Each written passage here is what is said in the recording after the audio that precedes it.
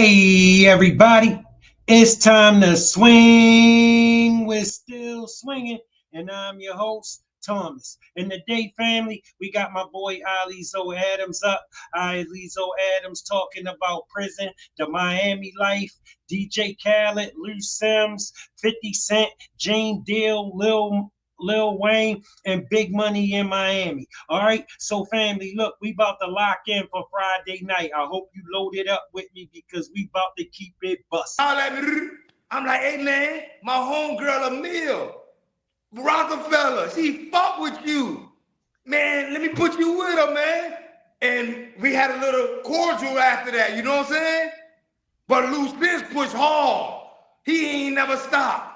He on the compound. Tell him how he move on the compound. Let him know how he move on the compound as far as how he respected by all cars.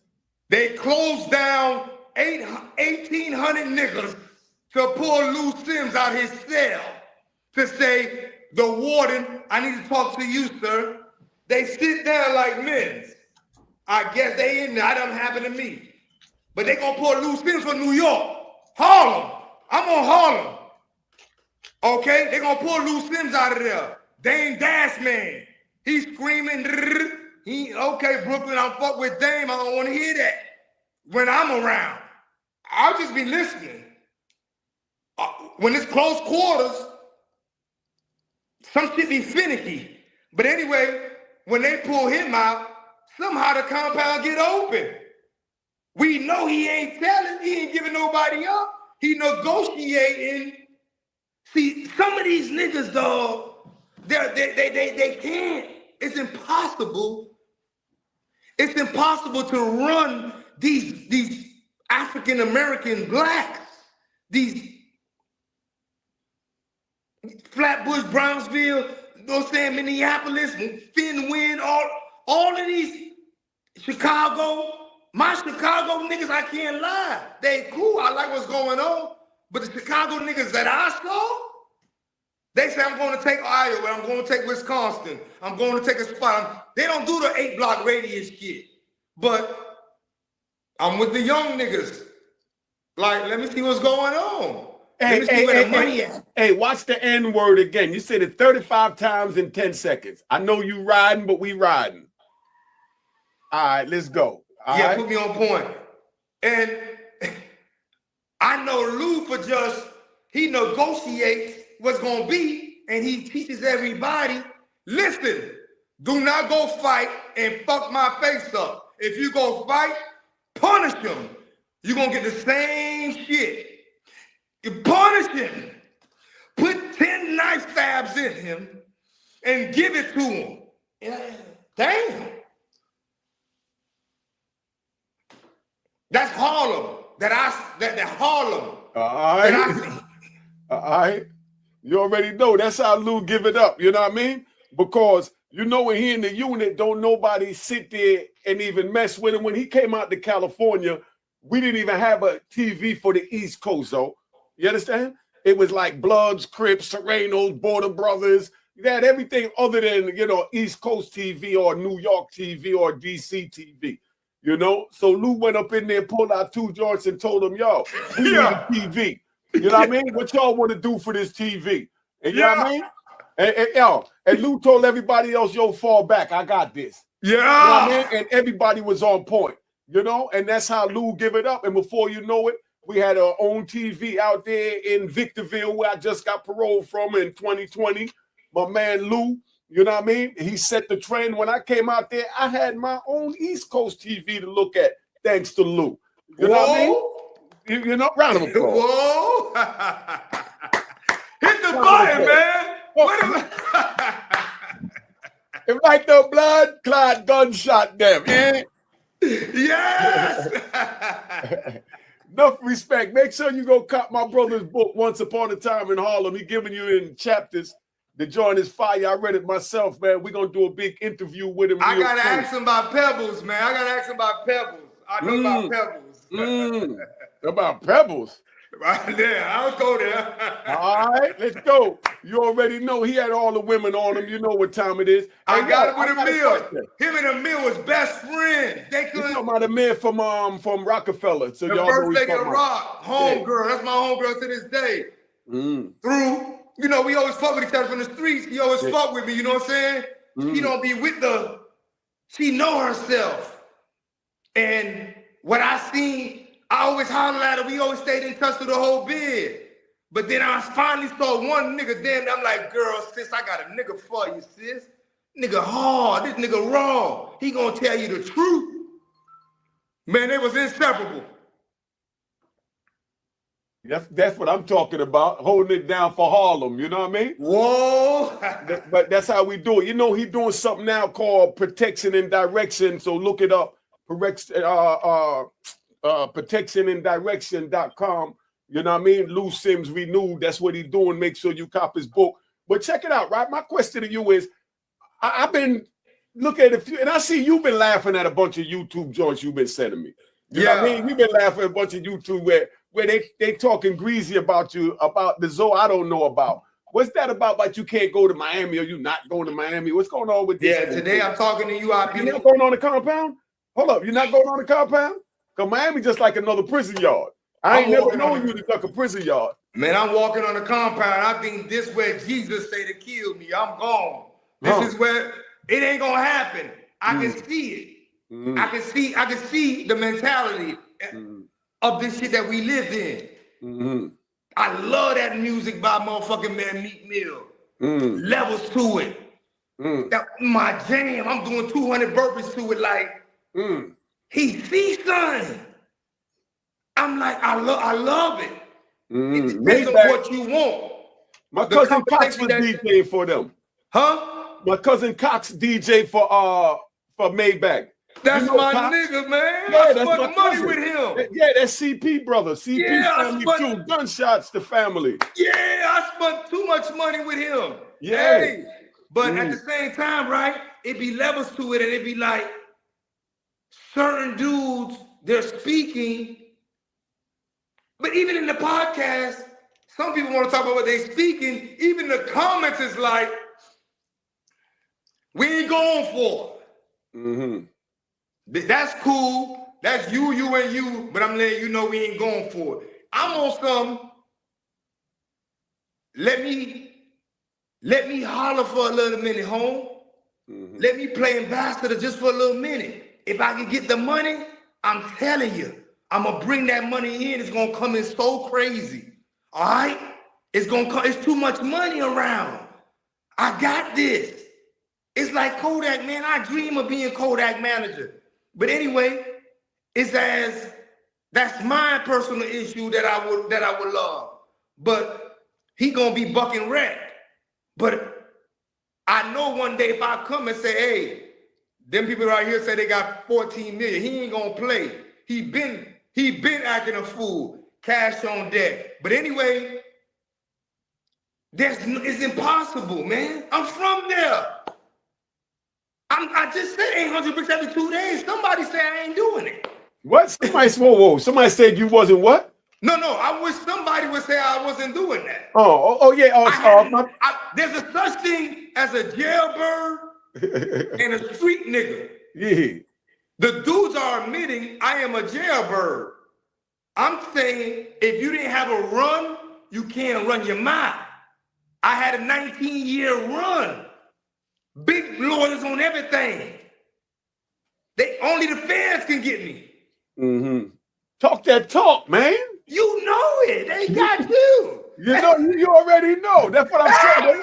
They bugged out when I tell them I was moving a little 25 keys a day up in Washington Heights, like that's a lot. When they don't know, we know people that was moving thousands a day like it was nothing. Yeah, but you need what I'm trying to say is the state, you could do depositions.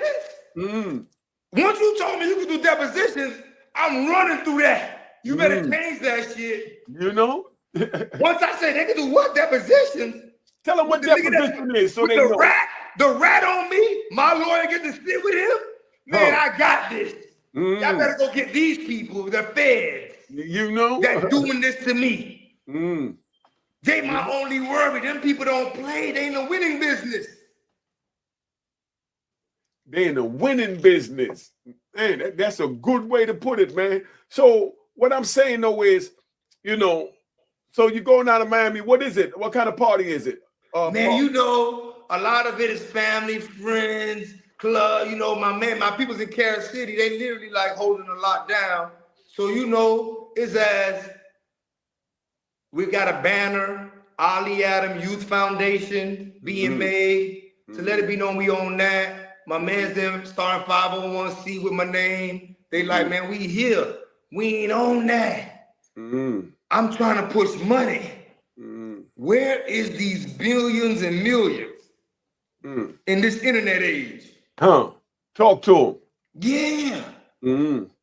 So that's what I'm saying. Because they Starbucks. Why you nigga getting Starbucks and a goddamn CBS money and like Facebook? Why he's not getting commercial advertisement? Unique must get paid from hip hop. Call you nigga and say, here go a check. What's wrong with that? Thank you. What am I saying wrong? That's why I say the game is to be sold, not told. They don't respect the elders. They got the bag. They want to cuff it until something happened. Then they want to run back to the hood like Diddy trying to do and say, hey, help me. But when you was on top, you didn't know nobody. Bingo. That's my number one word. I call my Miami. Man, y'all the number one city in cuffing, man. You get 10 grand in cuffing. You get 100 grand, you don't want to give out the information. Man, come on, man. Let me spend some money. So my way. So what's up with Khaled, man? What's up with Khaled? You know he number one out there now. I know he looked out for you because I already know you did plenty of things with him, and we ain't got nothing but good things to say about Khaled. Let me hear what's up with you and Khaled, man. How he looking out for you since you've been home? Man, Khaled, that dude, man. Khaled looked out for the Miami. Khaled brought us to different heights, and Khaled really made sure that he always said 305 and everything that he do, man. You know, but he's an ambassador, and I'm out here, and I'm screaming. I'm grateful also. Khaled blessed me with $25,000, and as we talking, I could peep Khaled like, hey man, don't come back. But anyway, I'm like, damn. But anyway, I got the number so I can send a portfolio. Man, here goes $7 million, man. We could make $83 million. Let me get 30 of these dudes, you know what I'm saying, a deal in Miami. I'll deal with the headache. You ain't got to worry about them dudes, man. You can go do your golf tournament and go spend $50 million on the golf tournament. $7 million, we get a building, send me your account and send me your lawyer, and let me just push 40 of these dudes. I'm going to pick it, okay? That's like, and it's like a dude just don't pick up the phone after 4 or 5 days like I'm talking. They be using this word. Family, if you tell me if I give you $7 million, you're going to get 83 million back to me. I ain't picking up the phone for your ass no more. Word. I be like, extortion? What am I? I said, homie, please, I have wisdom.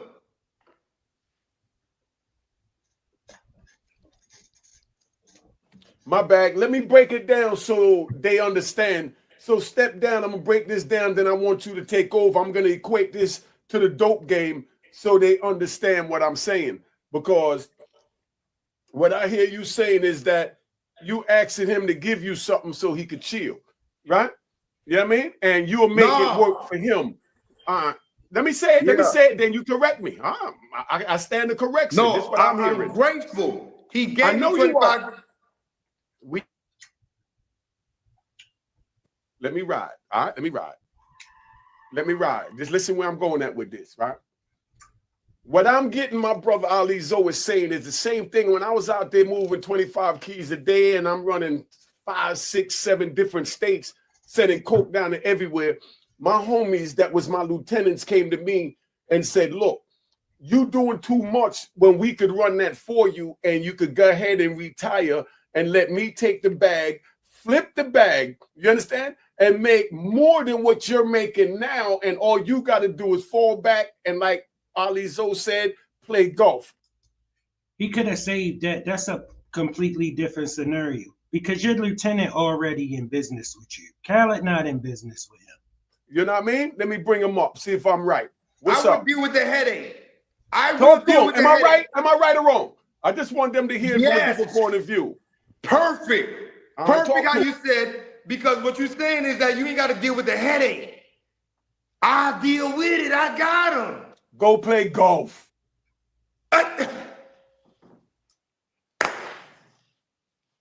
Hey, it's crazy because what it looks like, right?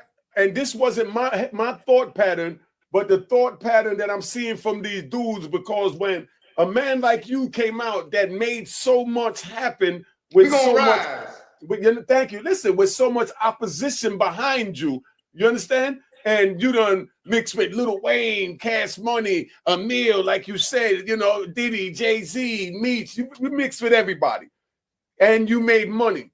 And you had businesses, you know, blimpies and things like that. So they know you're a businessman. So I don't understand what the problem is to give you a little 7 million. 7 million ain't nothing. That's like 7 grand to me. We know how to a man with that type of bag. We can tax write it off. He won't be charged $1. Huh. Just send me your accountant and your lawyer. These 40 dudes, we can call it We the Best. It could be the new Def Jam. Let's have a big vision. It could be the new Jive, the new version. It could be called We the Best. I'm nothing but a CEO. I could be taken down. Cool. I'm saying I want to deal with them. Yeah, I want to deal with them. You know what I mean? He ready to go in the rat race. And that's all he's saying, Khaled. Yeah. I'm man to man. That's what I said. My soldiers came to me. Well, my lieutenants came to me and said, yo, let me run the soldiers. You understand what I'm saying? And you go relax. Go chill with your moms. You like to hang out with your moms in Miami, go to Miami. But make sure your money's stacked up every week. You come get your money, or every month, whenever you choose to. Go ahead. You know what I mean? And that's what he's saying. Go play golf. Go travel the world. Go out on your yacht.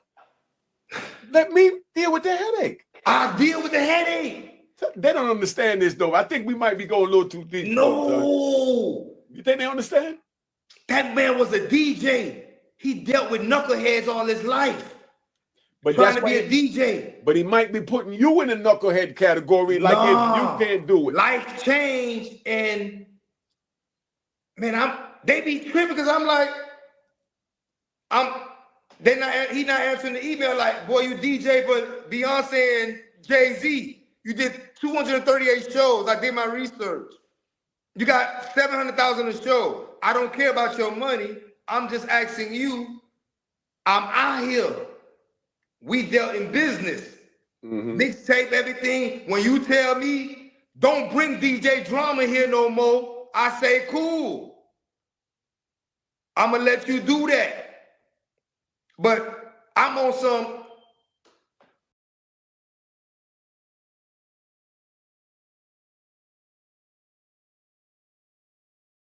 why you got to play man like, man, you won't hear me. That nigga play like he don't hear me, man. I never knew DJ Khaled and DJ Drama had a problem, but that's how 2 men supposed to keep it, ain't it, fam? I don't know, man, but that's what I'm saying. I think that might come from him used to being around, not you, definitely not you, but while you've been gone and people like us been gone, these type of brothers been used to being around. Yes, man. Fair use. Shout out to Unique. And knuckleheads that can't think past go or out of a wet paper bag, so they know that they can't, you know what I mean, tie their shoes, must just run a company or corporation. So when brothers like us come out that ran Fortune 500 corporations with the feds on our back, with that heat, with the stick-up kid on our back. Can the state get you? You know what I mean? Hell no. Thank you. Never. You know? Because when you're on that level, that's what it is. Yeah. But they're not used to people like us because we have been gone. So now here.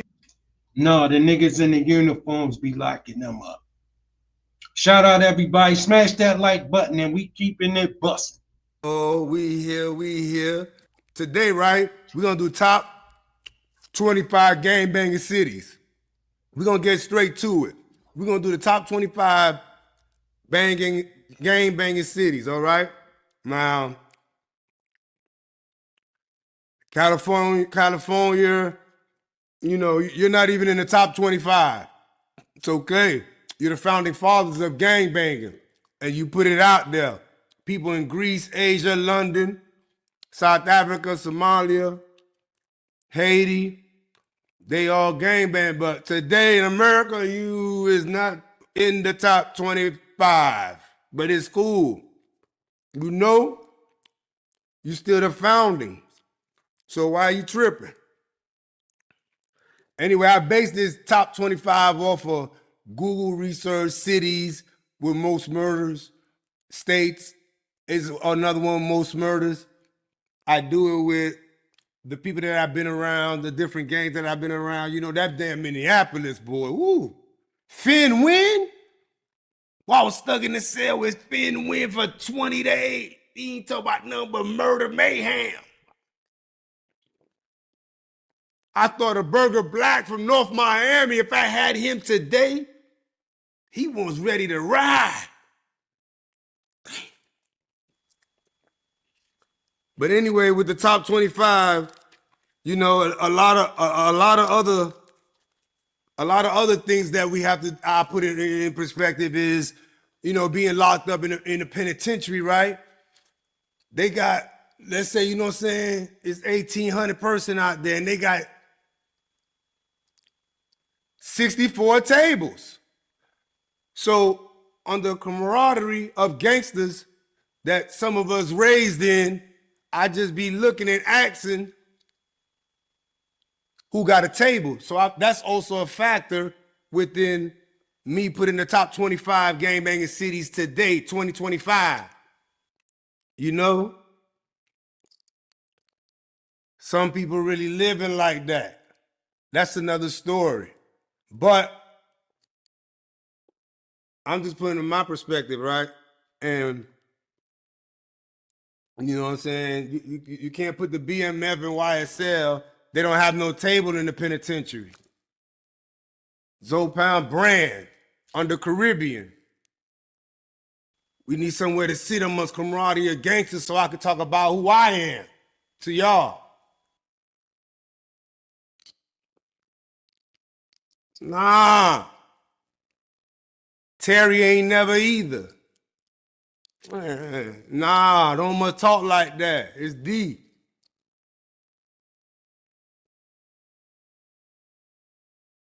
I'm just saying I put a lot of different statistics in Game Banger. Bronx, you name number one. Oh my gosh, most politicking ass motherfucker. Oh my gosh, the Bronx, New York. I'm not gonna get personal with no gang. I respect everybody. All the trees or branches to study it. You know what I'm saying? Jim Jones helped me meet S.I. I met S.I. through Jim Jones, and I'm looking at him. Jim Jones on something, let's go to the Puerto Rican parade with me, y'all. S.I. said they gonna come out. And I'm looking at him. He meeting me. I said, you can't bring him out. He said, huh? I said, you can't bring him out, man. He said, man, they gonna come out. I said, dog, that little petty, 2,000 pounds? Yeah, keep that. Bring him out. Jones screaming, Zoe, don't you know? We go, boom, we get on the floor, boom, we turn down, I can't believe it. They went crazy, he played Dipset. I said, let me have him. But he was getting it to me like, I'm about to do it, man. We about to push this and everything. But I'm like, dang, let me go in front of you, man. There was thousands of them. I said, dang.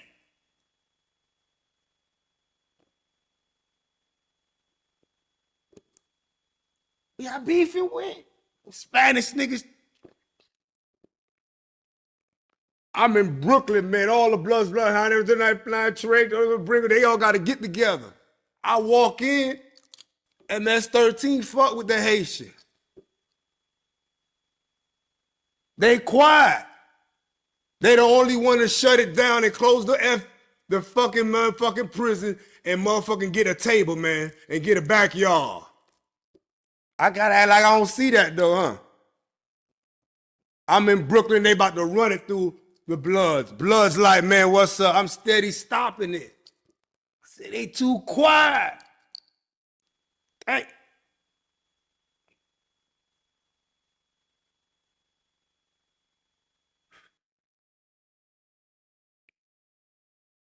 But Newark, New Jersey, number 3. Boston, Massachusetts, number 4. Brooklyn, New York, number 5. St. Louis, Missouri, number 6. Washington, D.C. as a whole, number 7.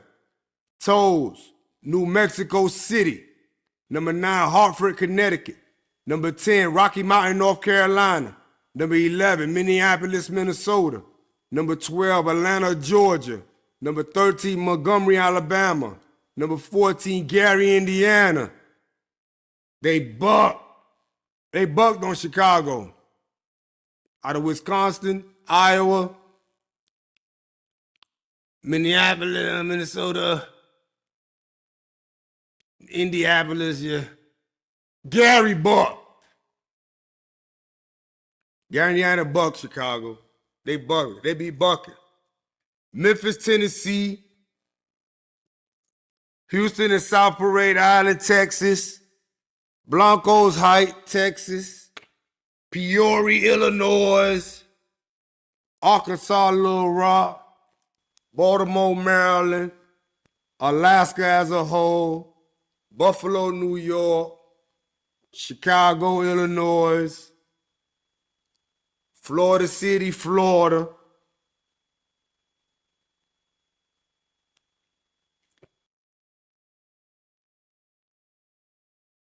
$2025, man, just 2025. 2025.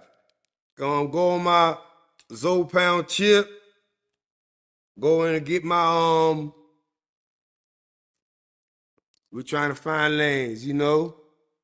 They ask me, you know, at times, who you would want to be your first interviewer? I got a line of people lined up. Me and Emil, man, with Rockefeller, she did the whole bid with me. She just like, man, I'm waiting on you, bruh. I'm like, don't trip. Hold up. It's gonna be perfect. We gotta get some money. But I still want Big Meech to be mine, you know? Like, that would be the first one because I'm talk to you and we talk all these people and then boom, I'm still like, damn, what I went through with Jeezy, you know what I'm saying? What I went through with him with Blood Raw, most difficult contract I ever got, I tried to get out of. Jeezy was tripping, dragging.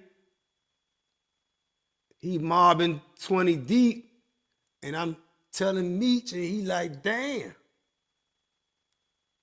But anyway, why I want to ask him, man, how do you feel about him sending you $500 for the whole bid?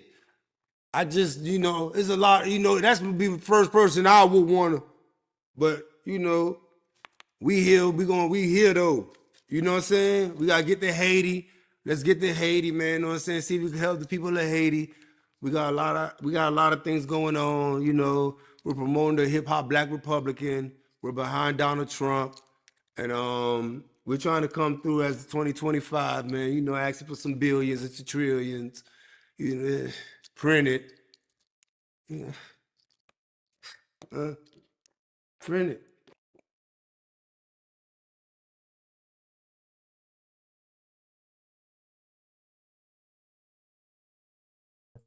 It's coming. As promised, folks, my friend Ali, he's just served almost two decades in prison. He's not hip to technology. We ran through this with him today. He's a great guy, and he's such a charismatic person as well. He's been through hell.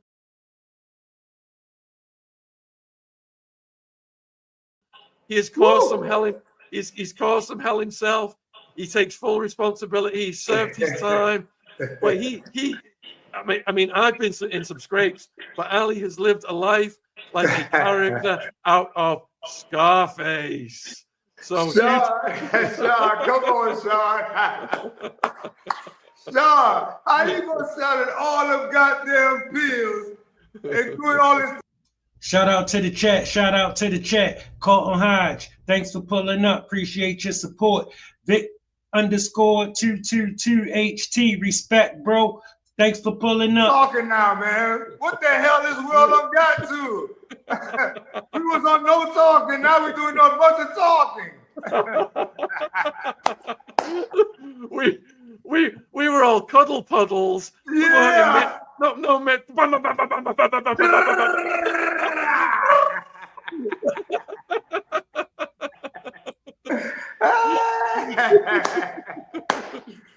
Yeah.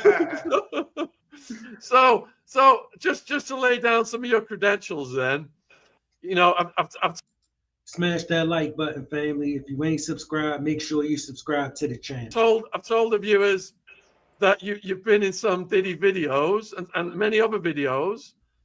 I'm gonna what is it? Jim Jones is the first one I think you showed us. Let's see. Here we go. So you're in the beginning of this one, right? Oh yeah, that's my Porsche too. All right, I'm gonna play the beginning of this one for the viewers to see you in action.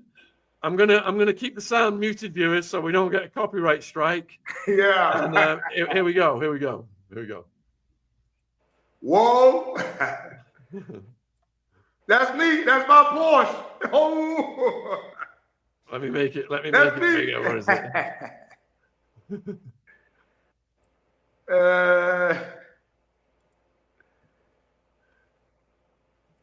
Yeah.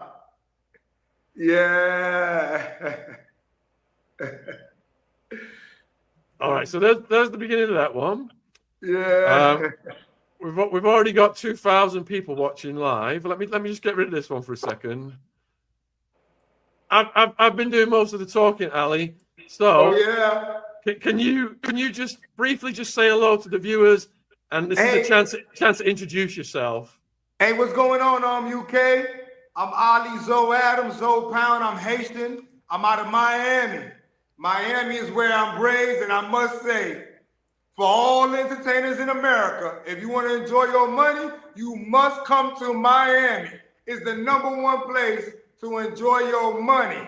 When you go to Ocean Drive, all you see is G-strings, far as the eyes can see.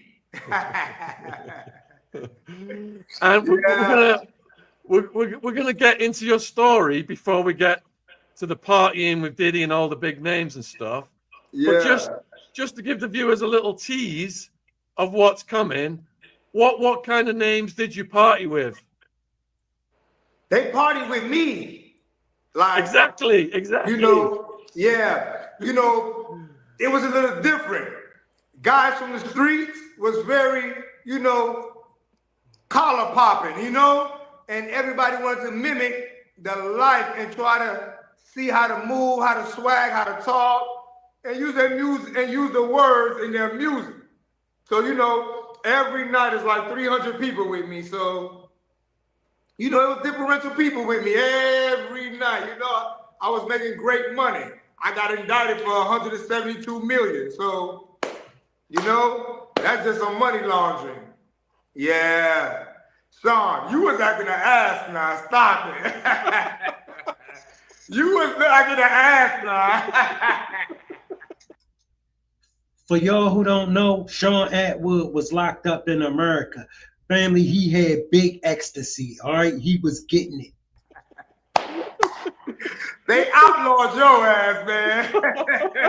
That motherfucker can't come back there, man. Don't bring him back. Yeah. All right, so guys, I'm gonna go over some of Ali's backstory before we get to the party stuff. And Ali has agreed, he can talk about some Diddy stuff, 50 Cent stuff, Jay-Z. We've got all this stuff coming up. But before we get to that, Ali, let's go back you know, over your life history, how did it begin for you? What was it like for you growing up? I came from Haiti, 1984. We had a president called Jean-Claude Duvalier, and he was a dictator. But I wasn't the minority, and I wasn't poor. I was under his regime, and so his regime had a coup d'etat, and his regime lost power. And when they lose power, everybody that's in administration, you got to put tires over them and burn.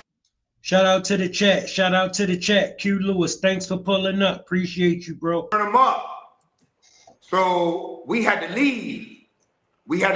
So we jumped on the boats, exiled to Miami. Sad to say, one boat flipped over with my auntie, flipped over with 3 cousins, 4 aunts, 2 uncles, and I lost family members, but I reached Miami personally for me. But it's always been a heartfelt issue. But I landed in Miami-Dade, Florida, 1980, 85, 84, 84. Man, that must have been heartbreaking to lose family members like that. Yeah, it was some good family members, cool uncles too, man. Yeah, but not just me. Many people take this trip from Haiti, Virgin Islands, Trinidad, Dominican Republic, trying to go to America, and there ain't nothing but sharks out there. If that boat flip, it's over with.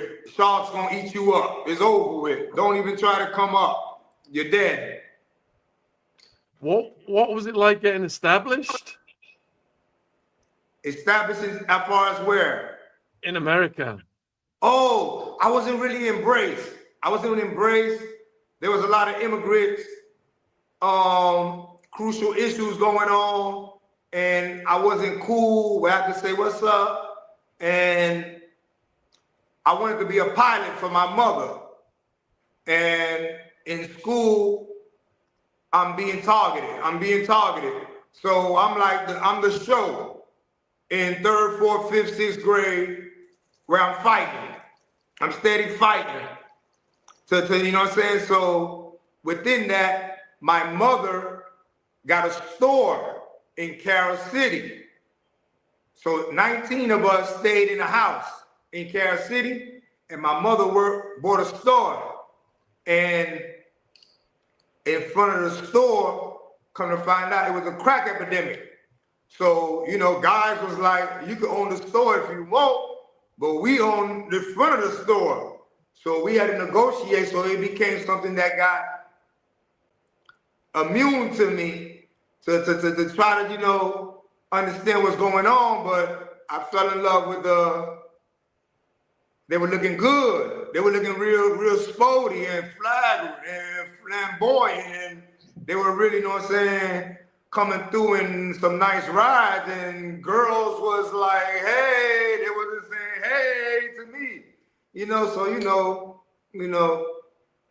Had you watched any movies, like gangster movies, as a young man that had an impression on you? Gangster movies, Scarface is out of Miami, because I really came up with a lot of Cubans. From Miami, all we had was, our historical issue was Castro and Cuba and Uncle Luke. They were our, some people like Atlanta got Martin Luther King, Malcolm, Alabama has Tennessee, New York got 5%ers, but for Miami it was Castro and Uncle Luke Skywalker. So it was something that I could tell mold me, How realistic was Scarface? The Cubans had it, because I ended up doing, to go all the way, I was selling drugs from 1985 to 2007. So the government had me in a small quad with the Ochoa brothers and the Rodriguez brothers. And Bad Boys 2 did a movie on me. They say Zoe Pound 7 times in the movie with Will Smith and Martin Lawrence. So my mother was bringing clothes to the dock, and while she bringing clothes to the dock, I uncover that, oh shoot, I see the Colombians them and they're doing their thing. So I embraced it like, oh, I need to do an interception. So I started to intercept their things. You know, I lost dudes too. Dudes' hands got cut off. My man's them got burnt up. A lot of things happened behind that, but I really, it became, and like I was saying, when I ended up getting indicted, I was in a quad with Ochoa brothers and Rodriguez brothers. I'm asking, why am I here? Because they're talking crazy. They talking about I bought a tank from Yugoslavia. I'm like, what? Ali, let me stop you real quick because I got to explain to the viewers. So what Ali's saying is he was incarcerated with the Ochoa brothers and the heads of the Cali cartel, and the Ochoa brothers were one of the main of the four factions of the Medellin cartel. So these were the head guys of the Medellin and the Cali cartels. And Ali, he was so serious what he'd done, he was housed with these guys. Right. Yep. There you go. That's it there. Yeah. All right. Yep. Keep going. Keep going. Yeah, I want to make sure I'm housed with them, so I'm really trying to find out, why am I housed with these dudes? Like, these dudes are talking another kind of language over here with me. These dudes are saying, oh, you know, I just said, what I said, yeah, we buying tanks from Yugoslavia and Georgia and Czechoslovakia and rocket launchers. I'm like, what? I wasn't doing all of that. I was just a little drug dude in the city doing my thing, but I was very impressed with what they was doing. But you know, I sincerely try to understand why we had the same prosecutor. But you know, I got to know them. I read their books. I read everything they went to. Fabio, Ochoa, all of them. We got close. They'd be like, "Here go $500, man." Just they drunk coffee like it was water. I'd be like, "Huh?" I did 3 years and 7 months in a room by myself. They was across the hall, Rodriguez, but they did 5 years and change across the hall from me. So you know, we all we had. Ali, going back to your life story, then, you know, you've described, you know, coming to America, the horrors that your family went through. How did you rise up the ranks as a young man? Well, in Miami, oh gosh. In Miami, there was a guy named Kenneth Booby Williams, Booby Boys. He was very well known. He had like 600 dudes around him, and he kept a equilibrium to where everybody will hold their temperature because of him. But he was in front of my mother's store. So he had a liking to me. So he would be like, "Hey, come with me." He would have personal talks with me and holler at me. He worked me. He told me to go work in Mississippi, Jackson, Mississippi. You know what I'm saying? He told me to go work in Pensacola, Escambion, projects. So I would cook up, he would teach me how to cook up the crack in a pot, and I could break it down to where it's $119,000 in nickel rocks and $5 pieces. So he became like a mentor to me, you know, through that 80s and 90s era, you know? What challenges confronted you during, you know, early on?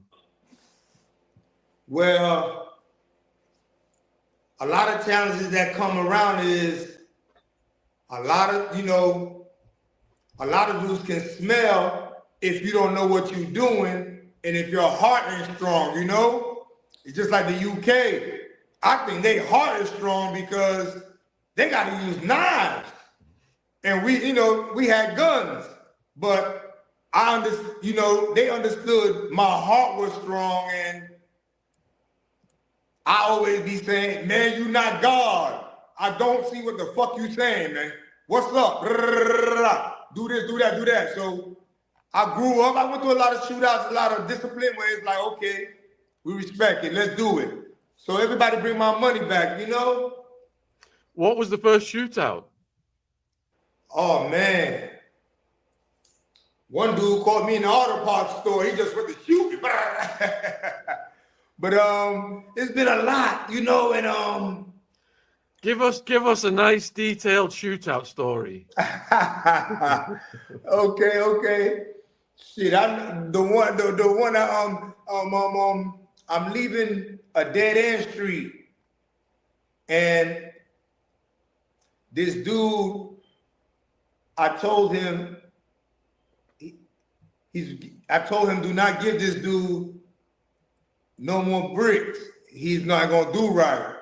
So he kept on. So, you know, he had 60 of them. So I kept it. But I'm like, that's it. You know, his money was fucked up. So I knew he was broke. So he had no money for war. At least I thought so. But then he crept up on me. I was in Lexus. My man Joe is driving a Lexus. My man Makak is driving is in the passenger seat. I'm in the back. Whoop. So we coming up out of the dead end. When I get to the stop sign, a Suburban pull up. Rah, and they let loose. Boom, boom, boom, they let loose. So I'm just like, God damn, I got blessed. The driver got hit 8 times. The passenger got hit 2 times. It was bad because he got hit in the back. He was paralyzed. So I had to jump out the car. I jump out the car. I go in the middle of the street. I see a hero. I jump in the driver's seat and force myself in his car. I take his car. I drive by them. But my homeboys there, I'm like, man, help me with my friends, man. Help me with my friends. And I grab my homeboy, my cop who's hit in the back. He like, nah, I can't walk. I'm like, come on. I can't walk. He like, I can't feel my leg. I'm like, God damn. Man, come on. So I'm like, oh, shit, great. Hey, I look, the hero trying to leave. I'm like, oh, shit. Hey. So finally, he not scared. He like, come on, man, get his leg. So he grabbed his leg. I grab his hand, and we bring him in the car. When I bring him in the car, my man in the driver's seat, strong. He hit 8 times. He's like a mummy. He's moving. Coming on. Come on, boy, let's go. I grab him. I throw him in the car. So I drive by the hospital. We always been known, don't ever go in the hospital. I let him out in front of the emergency room, and you know what I'm saying? Both of them live, God bless, you know. But you know, that, you know, a lot of emphasis, but you know, that one there's on every news station, so I just repeat it all the time. Did that situation make you rethink your occupation? Nah, they called the police the next day. So it was I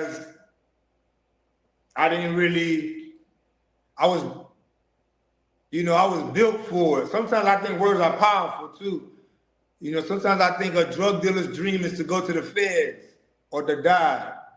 And hopefully you get a wake up. But I didn't have no understanding. It was straight, make millions. And all I wanted to be is nobody can ever be the king of the Wild Boys. But all I ever wanted to be was Miami, the ultimate dude. I didn't want no other dream in my life, so I wasn't checking out. What was the worst injury you ever sustained on the streets? Nah, I've been blessed. You know, I've been blessed not to get shot. I've been in a lot of shootouts, but God bless me. I haven't been shot. You know, God bless, you know. And you know, a lot of I've gone through a lot of people that has been, but you know, not me. All right, so in England then. Sean, you been shot before in Arizona? No. Oh, all right. One thing I say about the plug, they indict 24, not the plug. They shoot at them, not the plug. They go there, not the plug. So in England, then it's gangs by area. There's a thing called postcode wars. Yeah. Postcode's like zip code. Okay. So for the people in England, then, can you explain when you came to America, what were the gangs? What were the different gangs, and how did your gang start? Well, in Miami, it was the 40s. The 40s was like my man Dewey and Trent. It was Lynch Mob.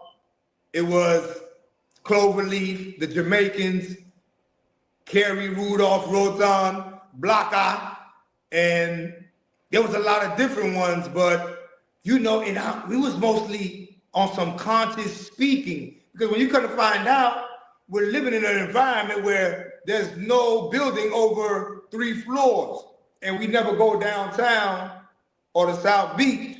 So we're trying to find economic money right here, and we allowing white people to come to the beach. We don't know they partying, having this ball, you know, in my early stage. So they got money for crack. They're taking a crack, and they want it. And I make sure it's a safe environment. And if I look, it's not like meth and fentanyl or what you was doing, because we measured everything. 0.5, 3.5, 28 grams. Now it's like,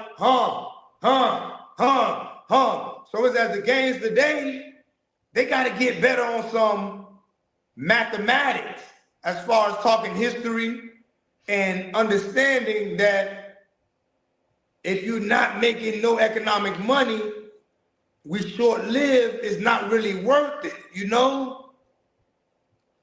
What year did you found your gang? 1992. And how did that come about? We was in jail, and they wouldn't let the Haitians have their Haitian cell. And so Liberty City had a cell, Overtown had a cell, Opalaka had a cell, and we keep telling the warden, why we ain't got no Haitian cell? He's not embracing immigrants also. He's like, there's never gonna be a banana boat ass cat eating Haitian cell. I don't give a fuck. He keep on with joking, let it be known as his jail. And when we do enter another man's cell, it's like, hey, knock on the door, call the police. We like, man, that's not gonna happen. Man, can we just get a little bunk over here, man? We gonna get out your way?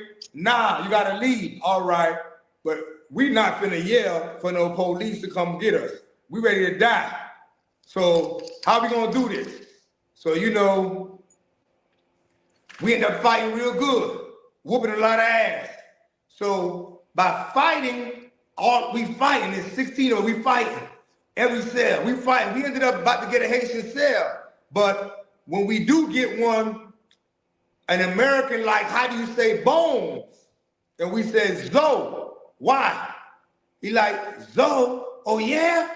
Man, I don't want no problem with the Zoe. So the correction officer started to say, I heard about the Zoe. Like, why you keep saying this word Zoe? So the other inmates are like, hey, what's up, Zoe? Like, why you keep calling me Zoe? That's not my name. So it became a reputable aspect where people are like, what's up, Zoe?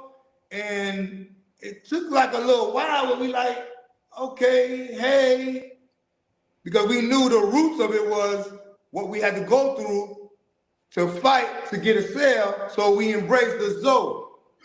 And you know what I'm saying? And it became a big life world where today, if you ask a police officer that's Haitian, if you ask a nurse, if you ask a firefighter, are you a Zoe?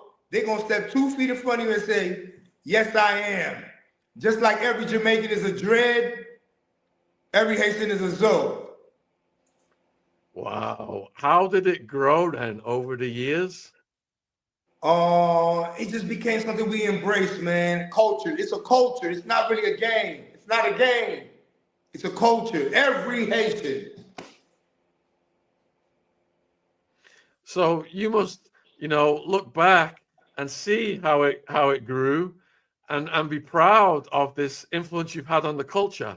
Oh, definitely, definitely.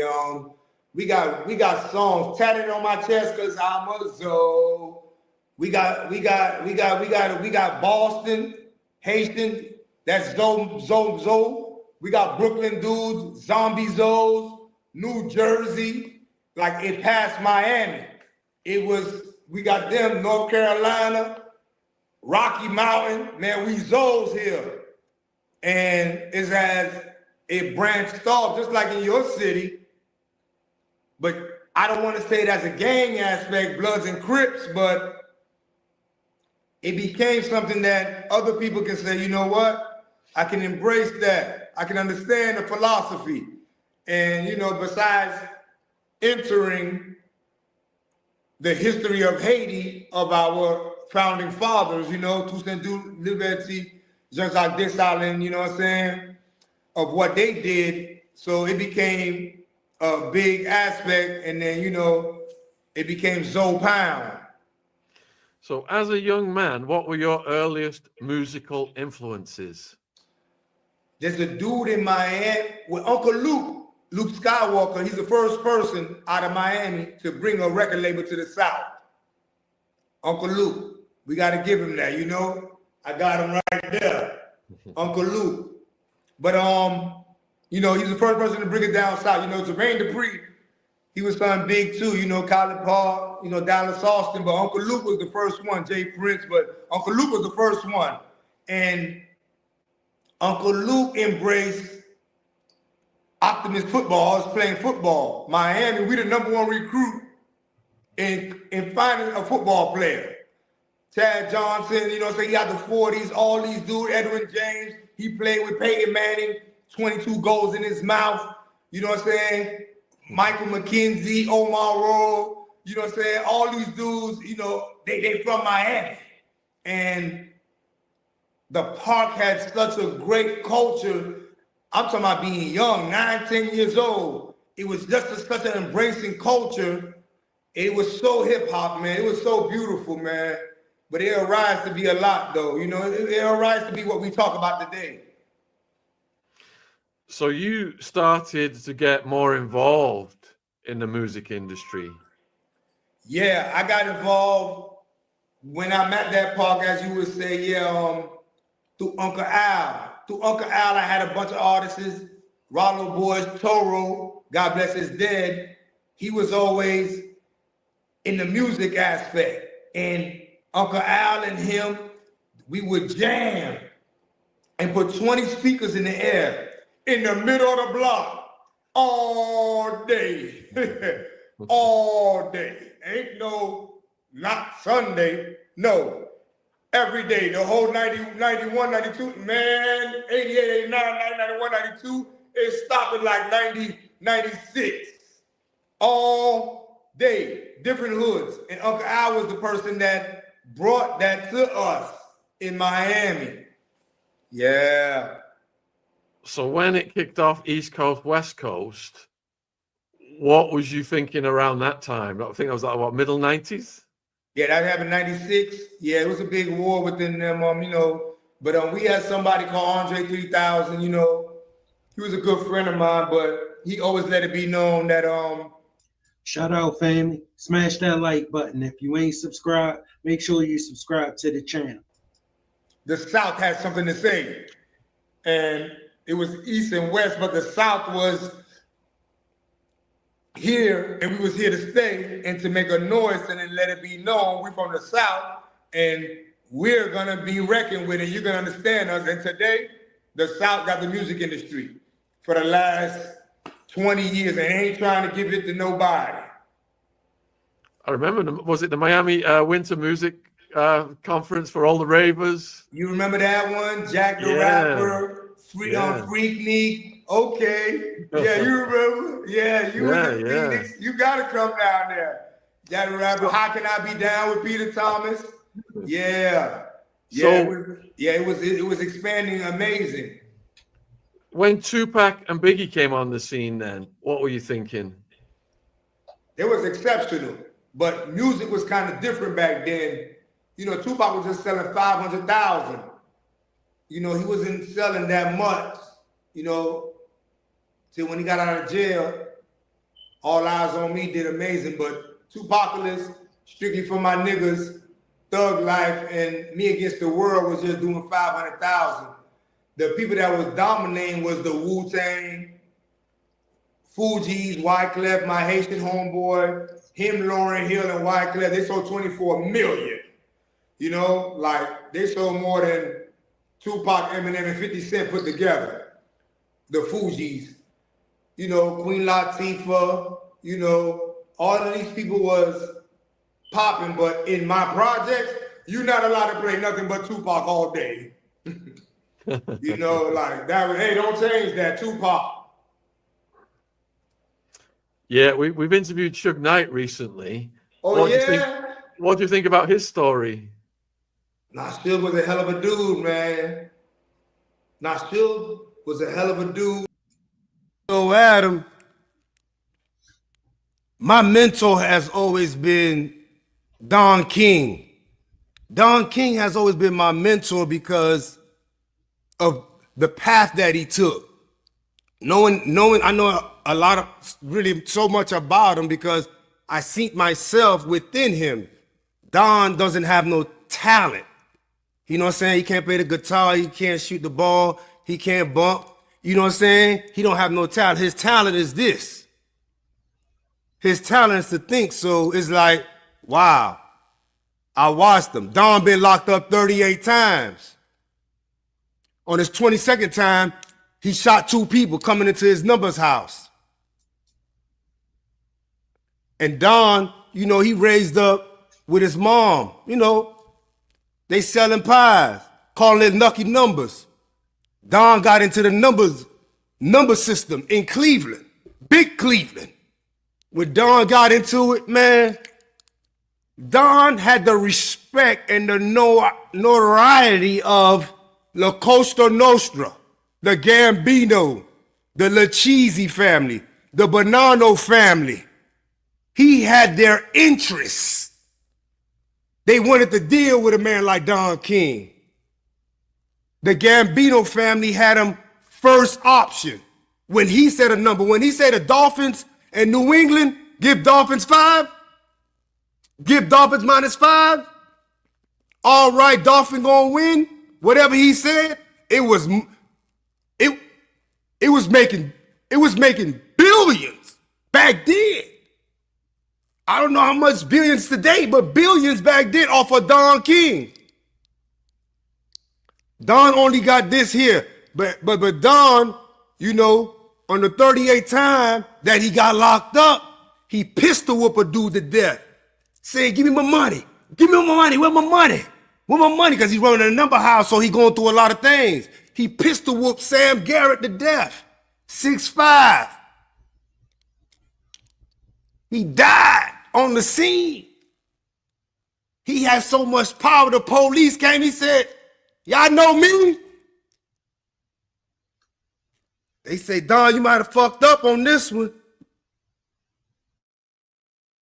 He said he owed me money. He slipped. They wrote it down. But anyway, Don go through it. He get a life sentence.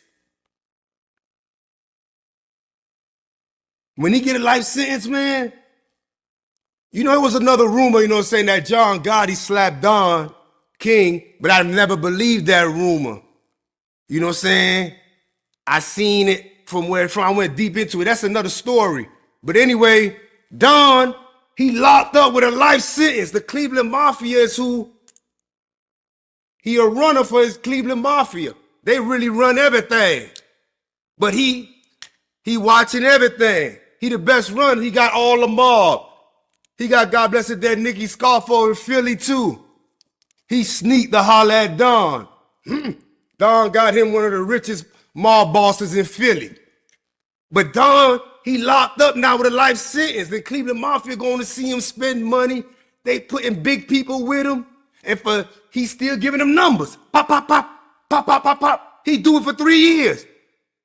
He ain't gonna end up doing 4.5, right? He ended up doing it for 3 years. Boop. He get out. And on a Vizzo with them, and he tell the Cleveland Mafia, Bob, no, he told him, no more numbers for you, man. Get me out of jail. Got up and walked off. That was like disrespectful to the Cleveland head mafia boss. They ain't do it. So they start to help. They find a congressman. I like the judge. The life sentence come off. Pop, swap out. Pop, there he out. He get out, he tell the mob boss Cleveland, we ain't doing numbers no more. They say, huh? Listen, we going into boxing. They say, huh? We going to boxing. We gonna do the first one at the hospital. We gonna go to the hospital and we gonna do the first one. When we go to this hospital, it's gonna open all doors. Don went to that hospital. They needed money, fundraiser, right? And boom, he go down. He put a boxing match right in front of it. Brrr, the money, so much money came. They say they cleared back then, man. 14 million in front of the hospital for the boxing match. His first boxing expedition performance. His first one. He do it at the hospital. It worked.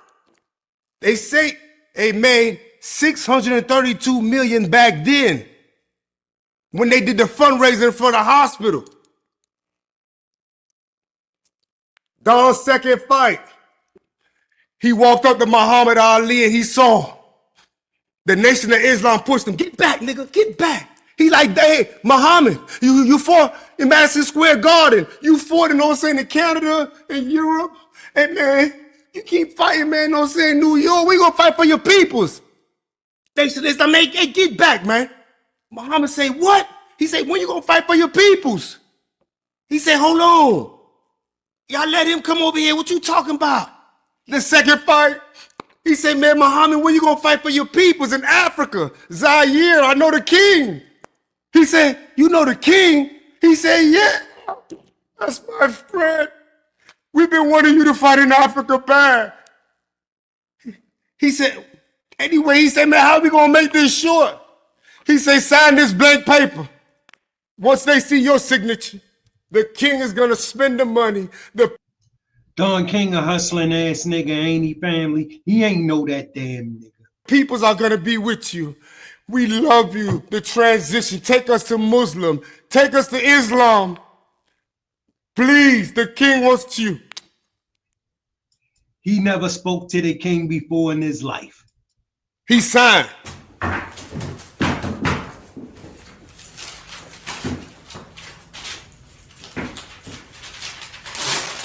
Said, huh? Go to Africa. He went to the Republic of Zaire. Don't even know this man. He went there and he told him, Don told him, I'm gonna make you bigger than Mubarak, Nelson Mandela, Gaddafi. I'm finna make you the biggest man in this 53 nation, man, called Africa. And guess why? He said, why? He said, I'm gonna call it Rumble in the Jungle. And when you finish with this spectacular, you're gonna be the biggest person, but you gotta open up the vault. He said, the vault? Yeah. He looked at the signature. He said, brilliant. Take him to the vault. He just grabbed about 800,000. He went to go find George Foreman.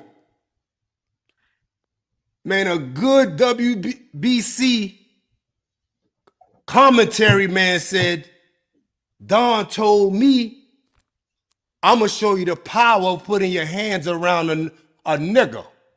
He found George Foreman and put his hands around him. Pop! And walked with him. George automatically said, Africa? Dang. I can't deny that. You already know, fam. I ain't want to fight him, man. But Africa, I'm going to sign them 3 blank papers. He did. He went to go find Barry Gordy at Motown. He showed Barry all the signatures and said, oh, I just need you, Barry Gordy. Second fight out of prison after an elbow. Ain't much do none. He said,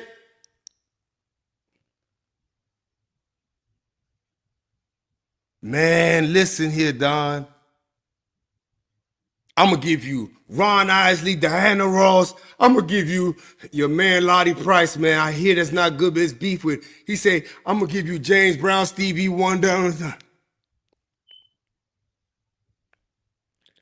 He say, man, he say, look, I got an authority of the CEO. All them people I said, you don't need none one of them signatures. All my signature, Barry Gordy, is the only signature you need. Africa and Zaire? This is it? You gonna bring the great Islam? Don said, yes. While he's stamping the paper, Pop and hand all the artists. He called each artist say, Barry say, I'ma go, except for James Brown. James Brown say, suck, I want my 100,000 now, I don't give. James Brown said, I ain't got no sympathy, nigga. I got bills. Pay me. But damn about Africa. He the only one got paid, sad to say at the end of the day, right? But all the artists perform, it was, it was a great thing. It had to go down. It went down. Muhammad did it. It was Rumble in the Jungle. It was amazing. He's put a spectacular up. He said, I just need you to do one thing, Muhammad. He said, what? Huh? You say that out your mouth. He said, what's this? The mic was there. He said, Don King is the best promoter in the world.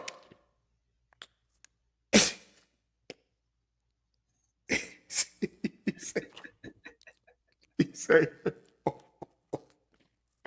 it's on. It's on. The mob had took the money, man. The mob, Don ain't play with that money at all. The mob took all the money. He ain't had no stronghold. He wasn't mobbing with the right people.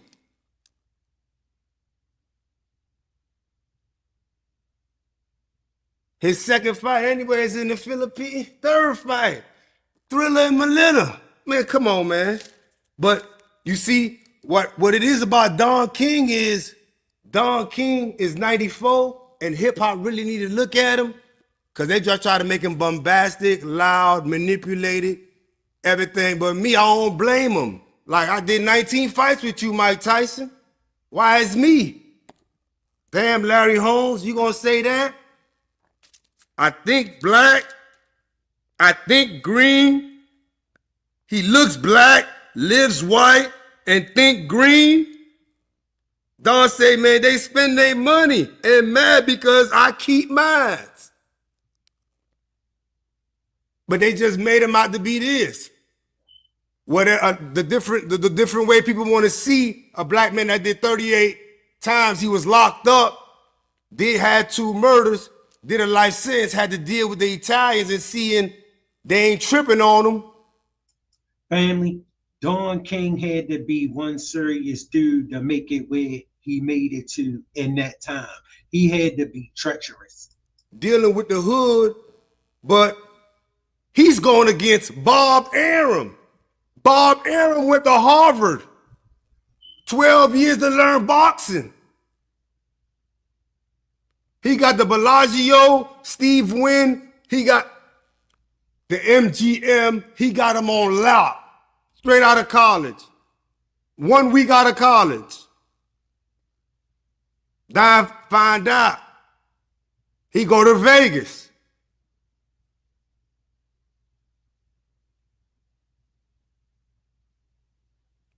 They say Bob Arum walked up to him because he did Rumble in the Jungle. And he been waiting for this.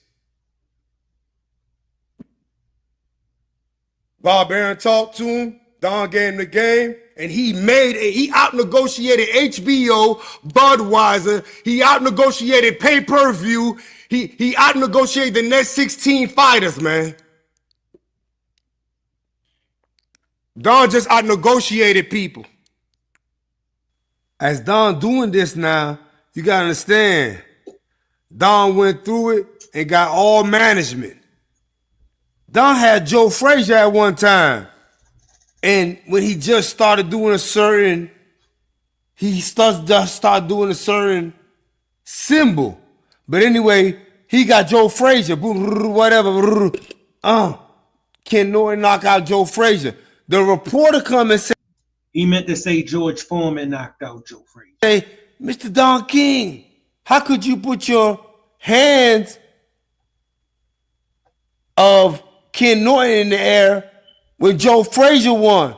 Don said, I came with a champ, I'm gonna leave with a champ. And when Don did that, I struggled for like 6 years personally to understand this word hip-hop is selling, loyalty. I come to understand loyalty is to die for somebody. I'm not finna die for you. What I will let you know is that, trust me, there's a lot of different ethics that come before. And he ain't gonna die for you either. He just needs you to believe he'll die for you, so you would die for him. Devotion is my first one. Go to first base, go to second base. We coming home. Just chill. I'm gonna tell you when to go.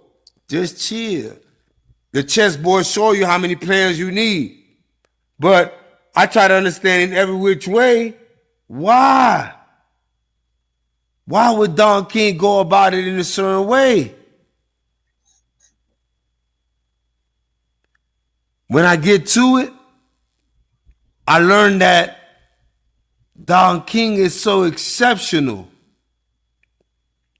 He put the other man's hand in the air to say, you're the champ. At that moment, like the disciples in Jesus, I believe John, Paul, Peter, you know what I'm saying? I believe them all. Even Judas, Peter. Revelations. But Don King would answer and say, I came with a champ and I'm going to leave with a champ. He made sure all his fighters was good. He never at once made sure they didn't become what they were. You can't start another man's habit. I know they was buying dirt bikes, jewelry. They had the house at the dice game. They ran it up. They bought billboards. They try to go at Meech. Ali, my dude, he a fool, lady family. Smash that like button. If you ain't subscribed, make sure you subscribe to the channel. We keeping it busted. Fuck Meech. They fail. All y'all fail? I'm watching. As I'm watching, I'm truly understanding that loyalty is not a real word. I'm not going to die for you. No more. Today, 2025. No, family, if you live life long enough, you learn don't be giving nobody your loyalty. Men want loyalty the way that it go, but want to give it to you how the fuck he want to give it to you. And no. I'm not going to show you. I did that. I try to show you loyalty, what it was. I'm going to die for you. That's the wrong word. I don't know how hip-hop sold that word, loyalty. Loyalty is not the word. Trust maybe on something, but don't loyal for you mean what? Email blast you, put me on my site all the time? You stupid? I understand it, but at the same time, I trust you. I trust you on the play, and I gotta go. All this, I live dying for a dude. It didn't get me nowhere. Don't say the word loyalty to me. The word loyalty to me don't bounce like that. It bounces a different way. You know what I'm saying? When it comes to it. I take it a little extreme, the word loyalty. So I don't say it. I don't even must say it. When you say it, I say the same speech. I don't believe you'll die for me.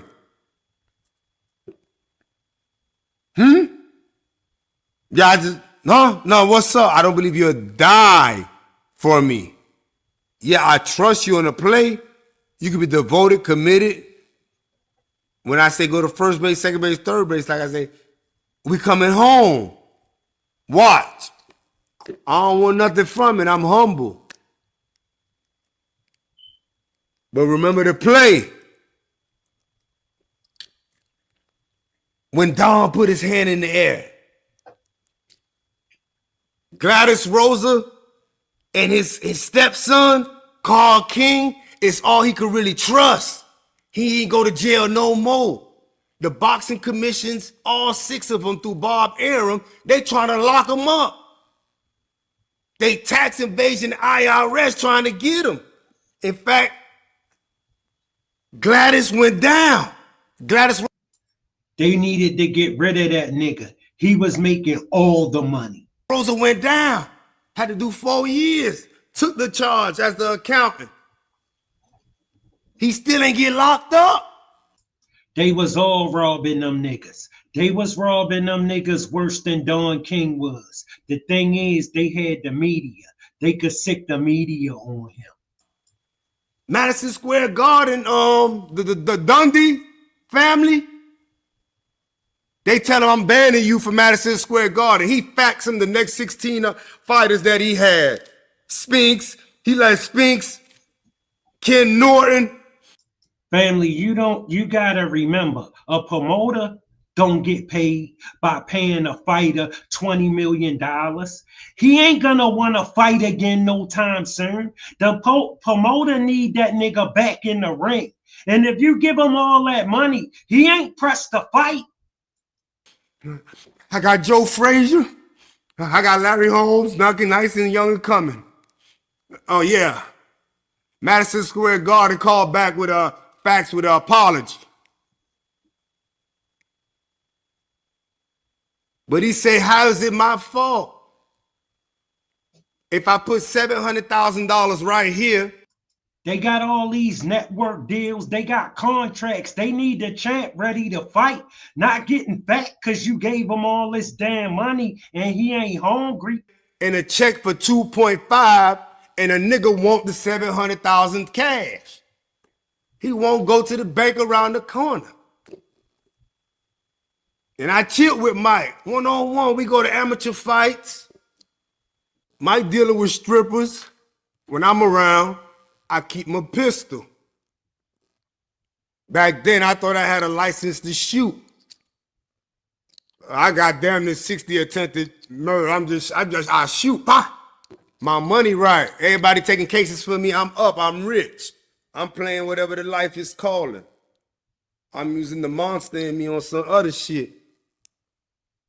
I'm with Don King, Mike Tyson. Mike, we in the car in the back of the Maybach. That's why the more money a fighter making, the more his people make sure he's spending so he can hurry up and spend that money so he can be ready to fight again. And he kicked Don in the face, pop, and hit him, pop. Don said, get the fuck out my car. All 3 of us. Made me and Jimmy, ain't that, but before that, he make a comment. I got 2 documented murders now. I got 2 different and another documented murder. We got out the car to Maybach. Mike Tyson go to running. We got out. Jimmy on probation, FBI. No, he was wanted. And you know how that is, family, when you want it and a nigga just done something stupid. He like, nigga, come on, we got to cross the street. We cross the street. By the time we finally cross the street, we get there. Jimmy say, hey, that dude just said a gangster comment, huh? I said, yeah, that's what that sound like. Man, let's go there. I look at what Don say. He got $700,000 in the armor truck trying to tell Mike Tyson, take this and this frizzless $115 million lawsuit. These white boys playing with your head. I was there.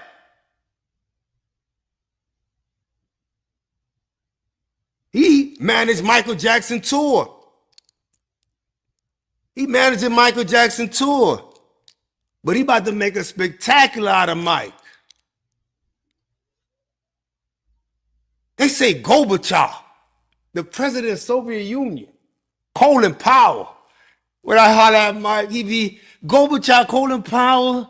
Yeah, I think the President Bush Sr. is coming again to my fight. He said, yeah, those people don't go to Mayweather fight. Dang.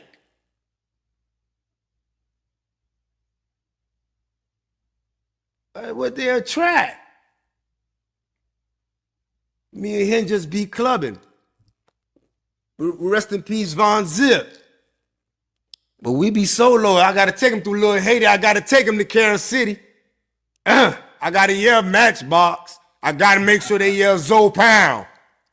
Zoe Pound, let them hear it. Let them hear, man. I'm using minds for this. But what I see Don King when I'm locked up to read about him, my mentor, and he 95, I hurt to see that ain't nobody spoke about him, man.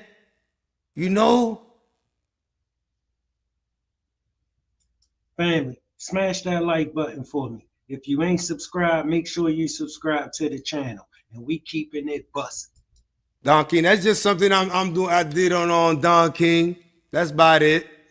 I got some more to come, man. Guy Johnson, man. Family, let me tell you something, right?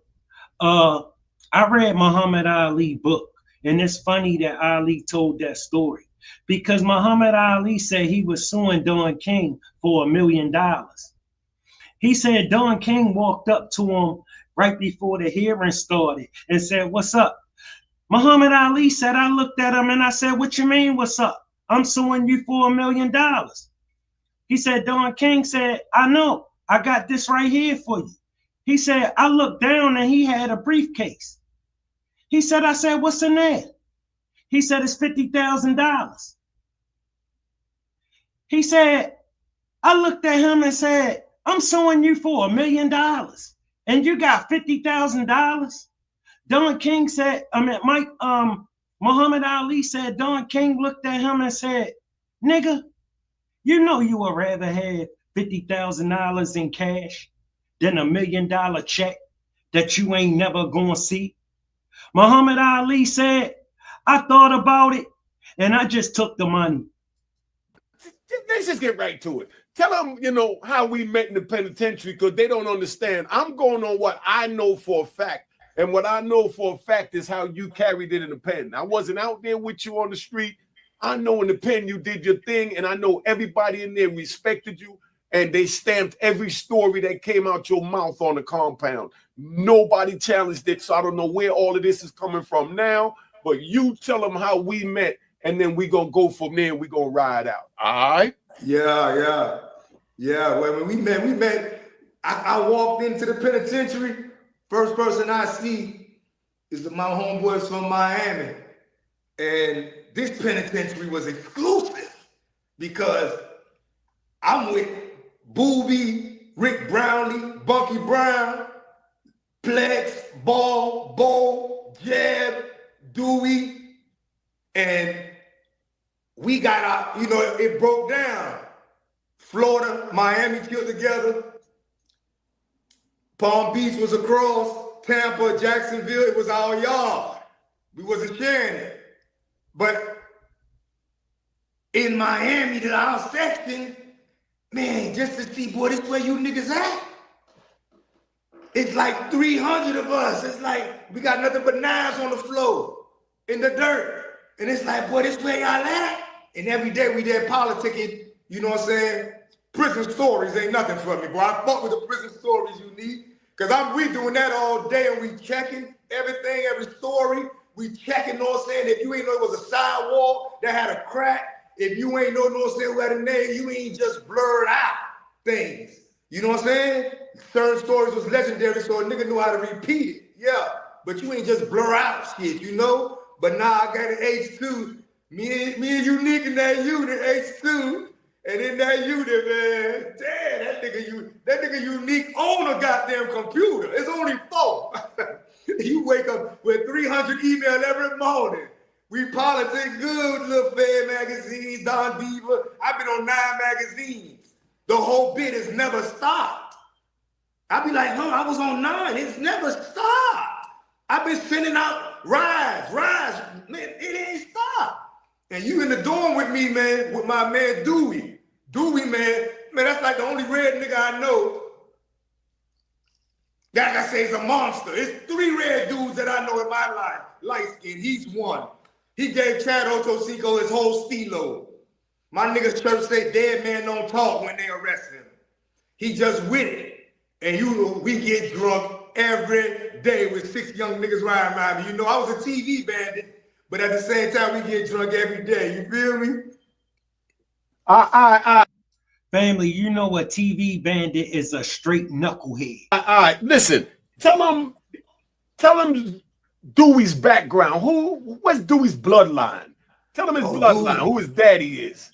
Oh, hey man, Dewey Hound, man, out the 40s in Liberty City. Well-known player. Light-skinned dude. This man got freckles on his face. He stay locked up. He one of them niggas too, man. Back and forth in prison. Man. He can't stay out. But if he out, him and his man Trent, I'm giving him 15 bricks. Dewey a cold fuck up a little bit. But they gonna get it done and carry the whole. You know how that go. You got your man. He a cold, for the most part, he'll get it right. But every now and then, you know he'll fuck that money up. But you love him. 40s and feed them boys. We eating. But he love hard. When he fuck with you, he can't give up on you like I know you. So we in our dorm. Dewey one of them, he's one of them out of Dade County. And he fuck with Unique. He holler at Unique. They fuck with each other in their own little time, you know, but we selling heroin crazy. We're running that side. Hey, hold up. Is that Ben Yahwee's son? They say it's Ben Yahwee's son, but whenever I holler at Dewey on that, he be like, word through the grapevine, but you know, he rep his mama. And you know, Ben Yahweh was loose. He out of Miami. He out of Little Haiti, Ben Yahweh. You know, Ben Yahweh got 600 people get on their knees to pray to him every morning coming out of Miami. But he's slinging cocaine crazy too, you know? Mm-hmm. Damn, I knew Ben Yahweh had the people on their knees praying to him and spanking their wives, but I ain't know he was slinging. So Ben Yahweh is like very known, you know what I'm saying? Like, you know, he gonna wear white all day. Another one, he gonna wear white all day and put down, let it be known. He was cold with the mouthpiece though. Yeah, he's so cold with the mouthpiece, he ain't never getting out of there. Mm. Yeah, okay, but him because and that's what I'm saying. got ties. They got family ties though. All right, that's what I'm saying. So we ain't gonna get too much into that. I just want y'all to know, you know, who Dewey came up under, because it was also said, and this ain't to put nobody out because I'm in touch with Booby, but we just keeping the facts that at one time they had sent Dewey at Booby. Is that true or not? Or you want to speak on that or not? Booby really was like, he used to be with John Doe, Bub, Trav. They was originally from the 40s and they came to Liberty City. So that's the Pink Houses. Yeah. But by Joe Robbie Stadium. But they never bump head like that. Nah. They never bump head like that. He had a real mutual respect for Dewey, you know? Mm-hmm. But you know, niggas wrote books saying, Booby, this about the only one I think could have killed you and walked up on you. Mm. So that shit became some bullshit, man. So that's what we're dealing with, right? They got a whole lot of stories out there going on, but we talking to original Miami player, you know, one of the original Zopound. I don't know if he founded it or what, because I hear all types of misconfusions about that. So that's my next question to him, for him to get his thoughts right. But that's where we at. So you're getting the Miami history, because I was down in Miami. I lived on 151st and 5th Avenue right there by 441, around the corner from the Rolex. I used to go to Roman Pub, Big Daddy's on 119, you know what I mean? Pack Jam. Let me bring Dewey up so I can let him see, so you can see his face when I'm naming him. You know? What an era. Ooh. You know, that's the era I was down there. Ooh. Pack Jam, Roman Pub, Tough Tuesdays at Tucker's right across from the college. You know, strawberries. Remember strawberries? Oh, man, stop, Come on, man. son. What an era. You know, but see, even the ones from Miami don't know about that. Tell them about that era real quick, right? Before we get into that. That era, man, like, I party. Like, there was something called Pat Jam, Carver Center, National Guard, and John Walsh in a teeny bopper. Friday, Saturday, and Sunday. Man, listen, you had to be one of them teens, right? I'm one of them teens at 12. I'm rolling with the big dudes. You know what I'm saying? D Green, Booby, you know what I'm saying? Fish Grease, God bless his dead. That's how I was, family. You know, but at the same time, when I'm going to my little teen spot, boy, it's like, man, this was heaven on earth. It's like we went out there to go test every gun we had. But the guns go off every weekend, Friday and Saturday, for about 20 minutes. Don't nobody get shot that time. And it's thicker the next week. Hey, yo, hold on. I'm Family, from the time I was 9 years old, I knew I was going to be a dope boy. I'm going to give you one of my stories over there, Big Daddy's on 119 by the Winn-Dixie. So they know. We talking about 35 years ago. Yeah. Hey, hold on. Let's not forget, after all of that is over, after we go to Luke at 5th Street on the beach, Luke on the beach, or we go to 5th Street, the Jamaican joint right across the street. It was this dude in my neighborhood, right? His name was Gene, and he used to have this big shiny Mercedes Benz. And every time he would pull up on the block, all the girls would come outside. I knew I wanted to be him. We always shoot back to Jumbos. You know what I mean? Go to Jumbos. Got to go to Jumbos. If you don't go to Jumbos, you ain't from Miami. I'm all the way from New York, man. Yeah. And then I'm going to get into how I brought the girls to New York and Miami to New York because of everything that I witnessed, and this man was a part of it. Now, right? I'm going to give you one, and let me see. You know, I got so many stories, but I'm going to give you one in Big Daddy's 119. It was a Friday night. We just flew down there, and, you know, in the back of the liquor store, Big Daddy's, they had the club in the back of all the joints. You already know. Big Daddy's, yeah. All right. So now, I'm going to take you off for a second. I'm going to bring you up. I'm going to get you real hype right now. So I'm in Big Daddy's. I'm sitting in the back in a little booth. You know, me and my little man, Sabuni from D.C. I'm even going to say his name. Round of applause to Sabuni.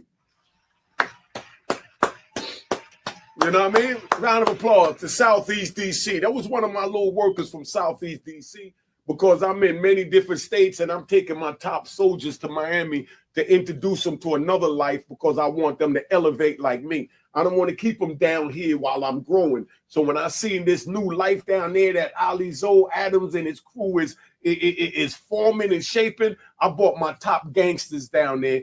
And one of them was a brother from Southeast DC. You know what I mean? It was him. It was, I'm even going to say your name too. Don't get mad because you go by your Islamic name now. My little man Marlo.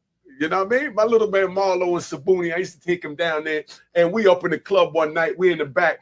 And they was playing that Jodeci, what's that? New York boys, man. I mean, God. They was playing God with Teddy Riley, and they was singing Let's Chill. You know what I mean? Let's settle down. And we in the corner and we singing. We brought the big bottles of Remy Martin, because that's what it was. Remy Martin was out, you know, the Moet. But we had the Remy Martin. We getting tossed and we sitting there, got the females, we pouring the liquor down their throat. We got 4 bottles, we doing our thing. And the Miami dudes looking like, who these dudes? And Sabuni, mind you, is only like maybe 5'1". You know what I mean? And like 95 pounds. But believe me, he got 2 big joints in his pocket. Right, so we up in the joint, and he's standing on the chair, and he a little taller than me while I'm standing up, and we got the girls over there pouring the liquor in, and we smoking weed, and the Miami boys looking like, man. So now we go outside, we see a crowd outside. So when we see the crowd outside, they trying to debate what they gonna do, not to take nothing from Miami, but you know, as we walked out, we just pulled out both joints and walked straight through the joint, and they parted like the Red Sea. We got in my wide body M3. My man kept his joints right there with his arms folded with 2 joints, one on each side, as I drove out the parking lot. And the female was like, Meet us up at Luke's on the beach. Go to Luke's on the beach. And that's where we went after that. That was just one night down there. Now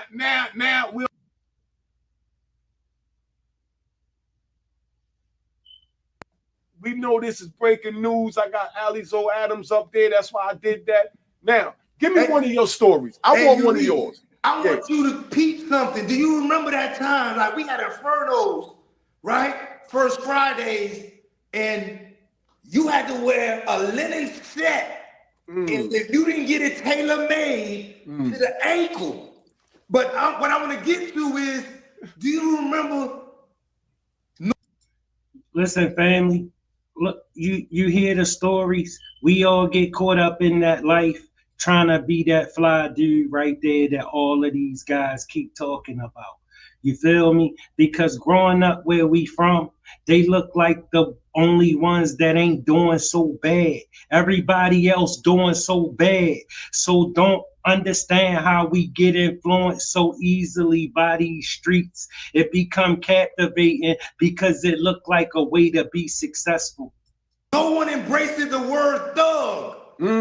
It was gangster. Yeah. It was a curse word to call somebody a nigga on the street a thug. Like, nigga, I'm no thug. I look like a motherfucking thug to you, nigga. Man, you remember hold. Watch the N word and the F word. All right, let's get this viral. Let's go. All right, yeah, of course I remember that. That's why I used to get my joints made at Shala because Dapper Dan had just got locked up. So we had Shala down there in Maryland that was making a fly gear for 5-5 Freddy and everybody that was getting money. Ali Zoe Adams.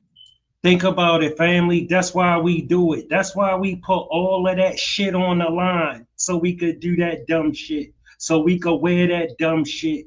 We put all that shit on the line just so we could say we did this bullshit. David Hyatt, you know, Big Dex, you know what I mean? Come on, De Niro. You know, I could keep going with names forever, you know? Yeah, man. You know? For us, man, in Miami, I can't lie. Kansas City, out of the whole Miami, Kansas City had the toppest women. He had a great selection of women. The women was exclusive now. And they ain't wear nothing.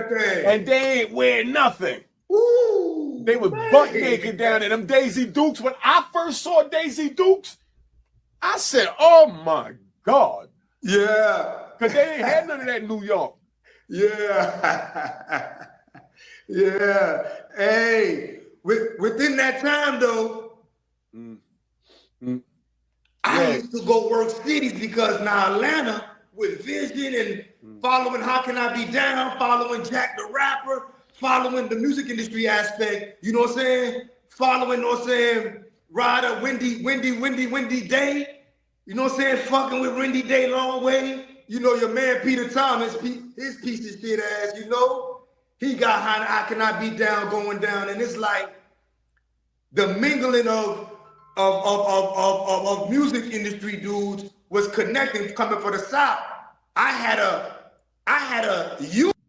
family, smash that like button. If you ain't subscribed, make sure you subscribe to the channel. Union called FLA. Ask them in Miami, where Jacksonville, Tampa dudes, St. Pete, Fort Peace, everybody come meet up on the weekend and we politic, you know? We had a little odds, you know what I'm saying, mentally when we talk, going against some New York shit like niggas trying to dominate shit, but we was part of, you know what I'm saying, the warriors that, you know what I'm saying, growth, that for the, you know what I'm saying, to bring it towards the South, because we in every state, getting respected and letting it be known, hey man, I mean, I damn near got to get on Khaled. Hey, no more Doodoo Brown. Don't do that. When they show me love, they keep playing this shit. We taking over. We the best. You know what I'm saying? I'm so hood. Shit like that come out of there. Where it's like, nah, man, you ain't letting me know how we living. That shit cool, but you know, it ain't what we are. You feel me? Yeah, that's what I'm saying, right? Because, you know, it's the Miami strip scene that they took, you know, the strip club scene. I'm talking about from Rolex, from Coco's. You know what I mean? We go back, Rolex and Coco's, you know? Now it's Tootsie's. They done. It's a publicly traded company now. What, you know, y'all created in Miami, and it's worth $1 billion. How do you feel about that? Let's take it to a whole nother level. It goes from Rolex to Coco's to Tootsie's, publicly traded company right now. Yeah, but goddamn it, the game said you don't get nothing for but a cookie because you did that. And you know what I'm saying? I'm never in the business really of putting batteries in other people's back. I mean, especially when you look like us. To go do something. I like to just speak on us and just be like, boy, let me see what we see. Learn corporate structure. You know, like Gentlemen's Club now in Atlanta was popping too, but it was as in what was created out of Miami. I don't see the economic. I don't see people going from studio to studio. I don't see film companies on every block. I see niggas sweating people. Ain't no money. It's a pole. You pole like that, that's a disease. That's shit worse than AIDS and cancer. Why would a nigga keep it? Why would a person keep a brother, know what I'm saying, doing bad like that? It's enough money for everybody. You see, but that's how bosses like us think. You know what I mean?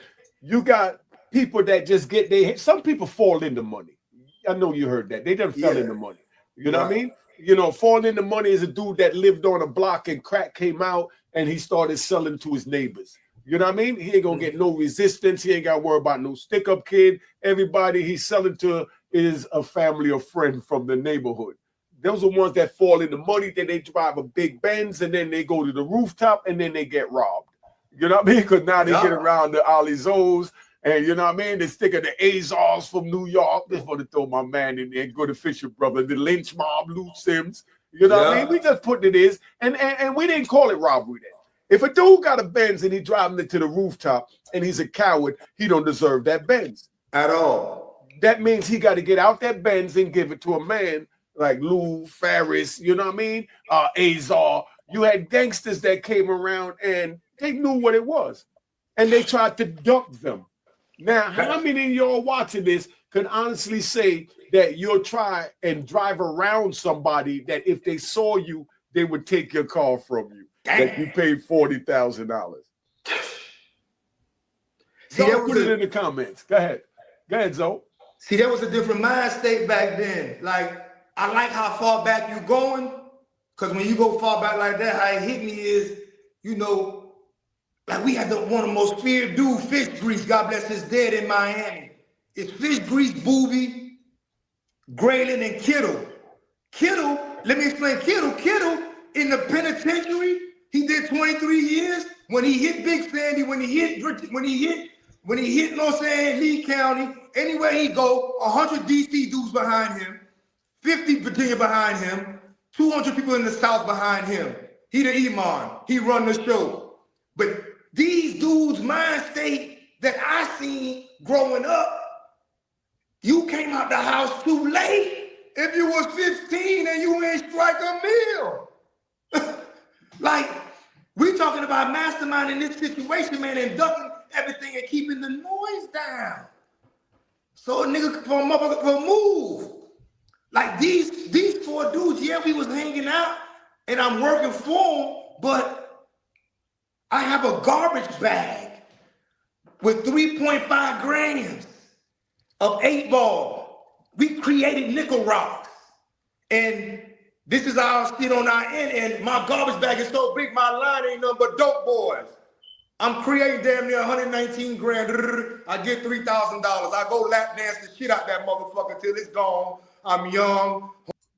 Yes, I remember that. Huh, 3 grand. Giving them boy. All I do is point. Hey, yeah, they tripping. Hey, yeah, I think they trying to rob. Hey, but the mind state of how they just pass that money out, you know? My nigga Booby bring Biggie Small December 25th to Miami at Miami Nights. Big show. I'm next to him. We chanting. Dog, check, roof, front, back, side to side. Never let a whole ass nigga ride. And he hold that 50 grand off the shit. Say no more. That's why I'm on your hip. I already know you're gonna blow this shit. But the mind state of how they could just That's that's how they be, family. Right on your hip. They know you gonna blow this shit.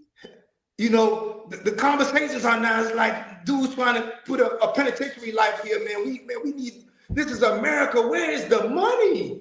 Why they print all this money up? How do we get some of these billions? And these, like, how can a nigga get some money to fall back? Man, I like that. My man got in the zone. See, this how these players get together.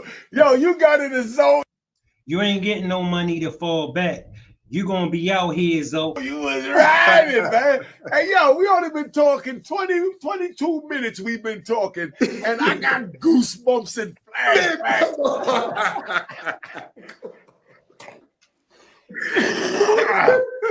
Oh man, they be all cool about me. Hey, yo, but you know, we gonna just dead that one there. We gonna pick up from here. Shout out, family. Shout out, family. If you ain't subscribed, make sure you subscribe to the channel. Smash that like button. Share the program if you will. As always, family, it don't take much to be nice. We all gotta live on this planet together, walking in and out of each other's space. Respect is very important. Look, I appreciate you spending your time with me 8:30 every night and sometimes throughout the day. I love you, family. Thanks for pulling up.